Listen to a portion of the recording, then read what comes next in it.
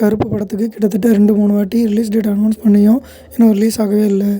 RJ Balaji என்ன சொன்னார் அப்படின்னா, கருப்பு படத்தை ஃபஸ்ட்டு விஜய் சாருக்காக தான் எழுதுனது அப்படின்னு சொல்லியிருக்காரு.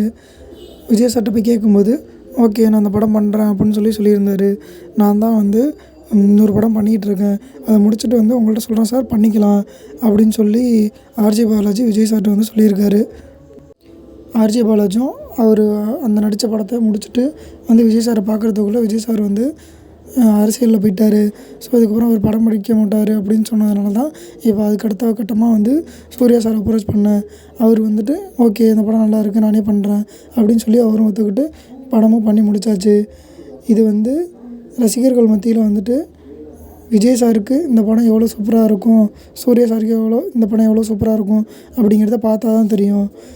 இந்த படத்தை விஜய் சார் பார்த்தார் அப்படின்னா கண்டிப்பாக இந்த படத்தை மிஸ் பண்ணிட்டோம் அப்படின்னு சொல்லிட்டு வருத்தப்படுவார் அப்படின்னு சொல்லிட்டு ஆர்ஜே பாலாஜி கருப்பு படம் சொல்லியிருக்காரு. சூர்யாவுக்கு ரொம்ப முக்கியமான படம், ரொம்ப நாளைக்கு அப்புறம் கம்பேக் கொடுக்கக்கூடிய ஒரு நல்ல படமாக வந்து இந்த படம் அமைய போகுது அப்படின்ட்டு ஆர்ஜே பாலாஜி வந்து சொல்லிகிட்ருக்காரு.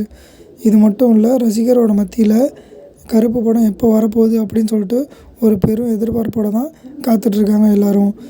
இந்த மாதிரி அப்டேட்டுக்கு நம்ம சேனலை சப்ஸ்கிரைப் பண்ணுங்கள்.